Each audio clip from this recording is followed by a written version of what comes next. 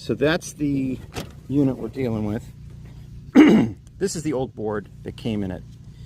There's a slide-on connector. The new boards will have pins with an adapter that goes to this. So you got the old board had ground here, so it's just 12 volt DC negative ground. Signal, so there were 3 probes, and one was for ignition to ground and the other one was for voltage to ground to detect the flame. In the new board, it reuses the same 2. And then V1 is the power to the gas valve, and then power. So the problem with this board is it was stupid, and it would just run this blower until the battery died on the unit or whatever, until you burned your blower up or something.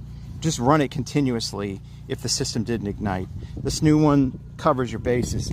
So when you get the new board, it'll have an adapter, and it'll also probably be too small, just a smaller form factor. You can still fix it up there in the corner and do some other stuff to make sure it's stable in there. You'll have to grind away a little bit at the box if you did what I did. If you have the adapter that comes with it, you probably won't. You just shove it on there. So this is your igniter. You'll recognize that. I've used nice beefy igniter wire here, and this is like spark plug wire. I had some laying around, and this is also the sense wire. This red wire coming out I had to create from whole cloth, and that red wire goes to the BLO connector on the board. The black wire, which is the old sense wire, I cut it, reused it, I put a new connector on it. That goes to the power connector on the board.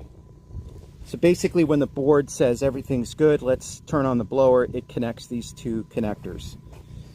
The edge connector is ground for yellow, red for gas valve, so that'll be familiar.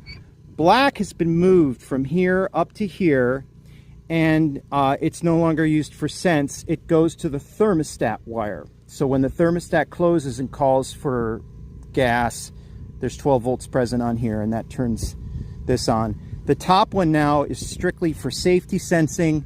It's in series with the sail valve and the overtemp valve. So this has to get hit by the blower. It's got a thing on it, and when the blower's running, it'll close the circuit. This will normally be closed unless it's over temp, and then it'll pop open. So as long as the circuit is closed, it'll supply power to the gas valve. And just real quick, that new power wire is going through the breaker and into the motor, and then that's ground.